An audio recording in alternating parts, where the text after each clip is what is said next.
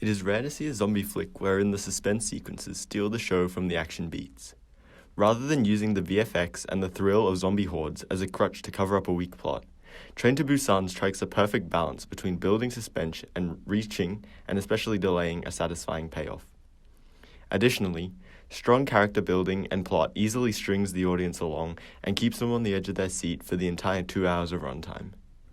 A scene that best depicts the theme of humanity and simultaneously one of the best suspense sequences in the movie is the baggage rack scene.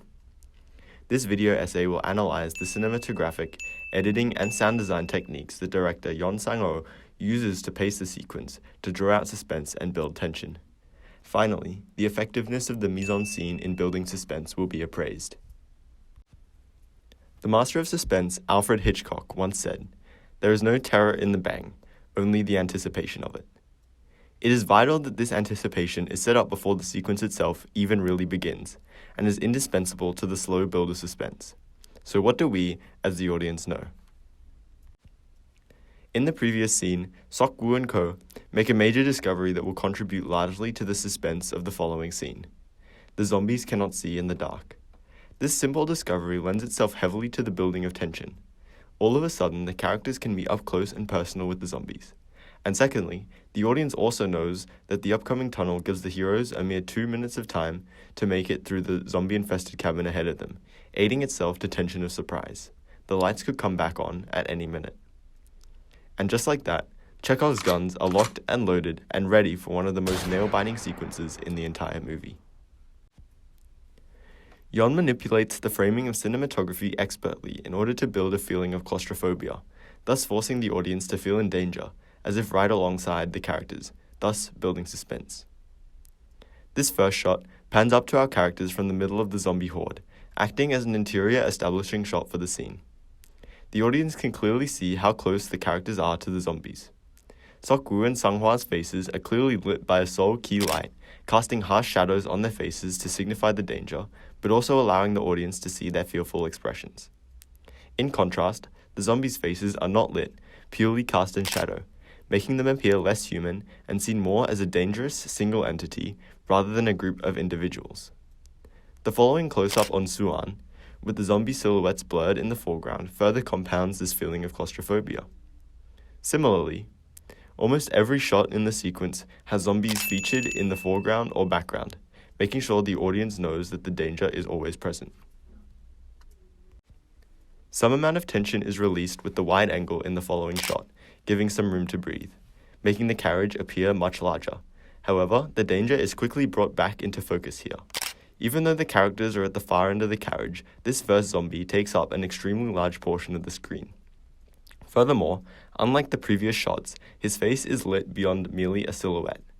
The audience is clearly able to distinguish his features. As such, he no longer appears as a part of a group, and rather now as an individual. This signifies the importance and threat that he poses, foreshadowing the upcoming danger. Finally, the homeless man falling is one of the most important sequences in the entire movie. After falling, he is positioned at an extremely high angle. This angle is vital in order to convey his complete and utter powerlessness. These shots signify the major turning point in Sok-woo's character arc. His first selfless act in the entire movie is to save this homeless man, something which at the beginning of the movie he undoubtedly would not have done. Thus, the film subverts the typical zombie action thriller, spending more time on themes of humanity, sacrifice, and emotional connection with the characters. Yeon Sang-ho manipulates sound in conjunction with editing in order to build suspense, most prominently using longer and shorter shot lengths in combination with diegetic and non-diegetic sounds to establish pacing and form the rising tension and climax of the scene.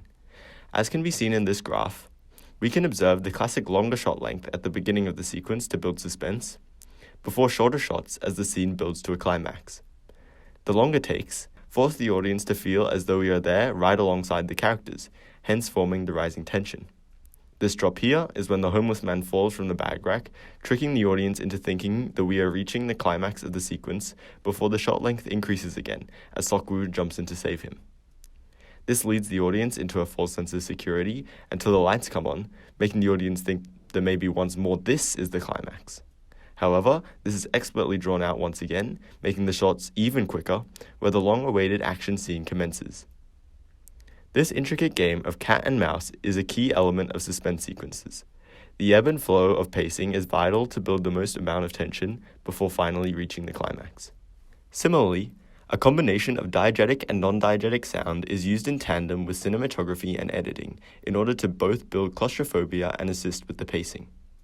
The most prominent sounds in the first half of the sequence are the hissing of the zombie. This use of diegetic sound overpowers its non-diegetic counterpart, further contributing to the feeling of claustrophobia. Almost nothing can be heard of the sound of the zombies, thus making them feel inescapable. Conversely, in the second half of the sequence, the non-diegetic sound is much more noticeable. A deep pulsing bass plays after the homeless man falls, mimicking a classic Jaws-like building of suspense. As it gradually grows faster and faster and higher pitched as the sequence continues. Then, when Sok-woo is counting down to their escape, high-pitched violins and strings grow extremely loud. Again, an effective yet cliché building of suspense to a climax before it is dispersed by the homeless man crushing the cat. Thus, a direct correlation can be drawn between the length of the shots and the amount of non-diegetic sound featured in them. Yeon Sang-ho utilizes mise-en-scene commonly seen in similar movies of the same genre. This usage means that the film can easily and quickly convey meaning. However, slight twists are added to engage the audience and to differentiate itself from common cliches. For example, the can used to finally release the tension at the end of the sequence feels very cliché, and a similar device is commonly used in films as a cheap way to break suspense, making the characters seem stupid. However, previously in the scene, we see similar objects used to break tension, such as the ringing phone or the falling balls used to distract the zombies. These objects, which act as foreshadowing, add an additional, although fairly minor, extra layer to the strobe. The audience is set up to recognize loud sound attract zombies. As such, this doesn't just come out of nowhere and is instead the object of setup throughout the previous scenes. The prominent motif of blood is another example of a slight twist on a common trope. Blood often signifies violence, death, and fear, and is commonly used in action and horror movies. Blood splattering on common everyday items or settings, such as clothing, windows, baseball bats, both increases the relatability of the characters and setting, as well as twisting their benign everyday nature into something much more sinister.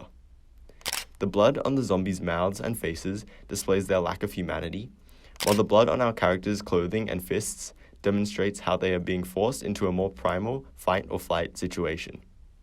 Despite this, however, many audiences have been desensitized to seeing blood in films.